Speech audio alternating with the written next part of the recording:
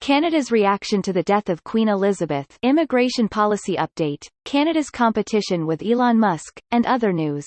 We tell you the most important events of the previous week, and you like this video and subscribe to the channel. Let's begin.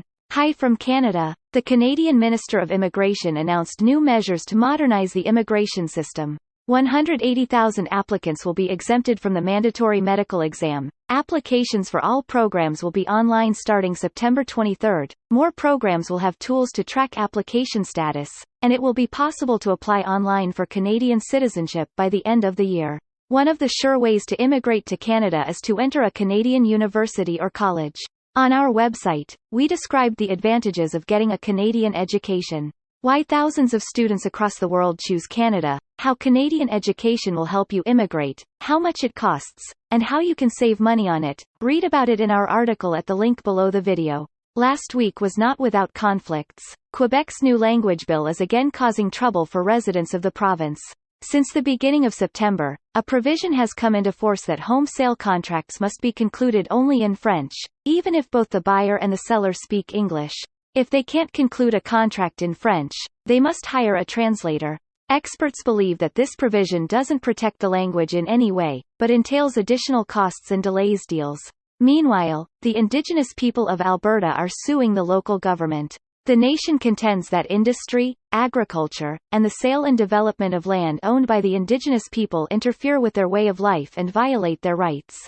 In another province, British Columbia, there has already been a similar incident, and the Indigenous people managed to win the case. The federal government continues to move towards ecology and allocates new investments to reduce emissions. The money will support technology for converting agricultural waste into renewable fuels. Another good news: Canadian telecommunications companies signed an agreement to help each other in case of failures. In July, one of the providers faced a major failure, due to which a quarter of Canadians were left without communication, and someone couldn't even call emergency services. To avoid this in the future, operators signed an agreement that in case of serious problems with one of them, others would be obliged to provide support, ensuring that the population was able to stay in touch. Also, a train-aircraft hybrid is going to be built in Canada. It will travel at speeds of up to 1,000 km per hour in a protected pipe, and tickets will cost almost half as cheap as for a plane.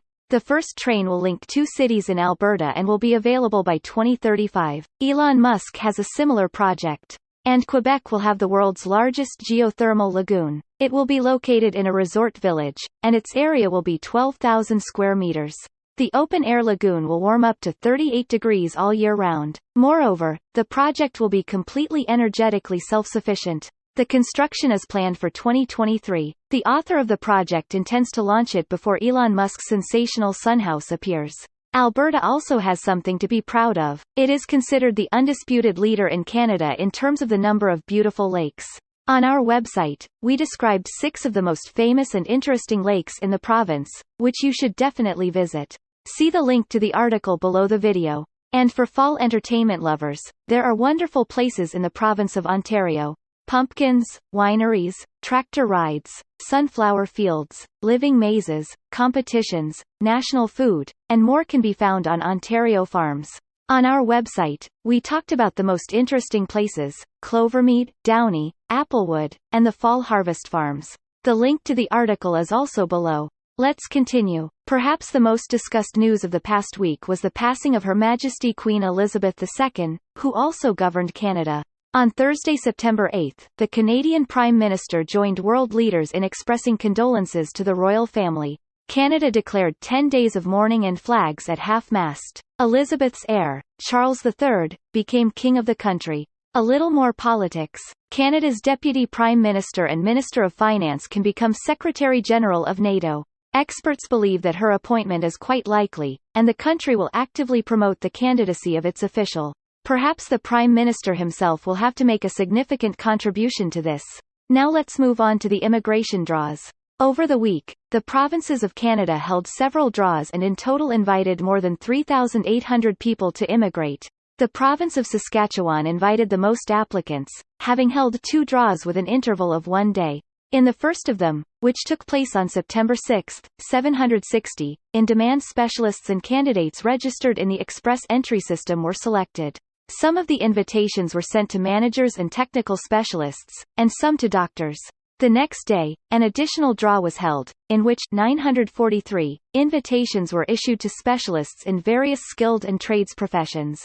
The province of Ontario also selected many candidates on September 7. The region sent out 1,521 invitations. They were received by specialists in priority trades professions in the sectors of construction, manufacturing, transport, mining, and so on. On the same day, British Columbia held a draw. The province issued 374 invitations to skilled workers, semi-skilled workers, and university graduates. They had job offers outside of Vancouver. A part of the invitations was issued to childhood educators and healthcare professionals. On September 8, 278 candidates were invited by the province of Manitoba. The draw was made among skilled workers in the province, skilled workers from abroad, and graduates of Manitoba universities. Passing scores are slightly reduced. What do you think are the best regions in Canada to live in? Where can you find a job with a good wage, pay low taxes, receive social support, and winters won't be cold? We compiled the top 4 Canadian provinces in terms of living standards. Be sure to check it out on our website at the link below. Please like this video, subscribe to the channel, and click on the notifications bell icon to stay up to date with new videos. See you in Canada!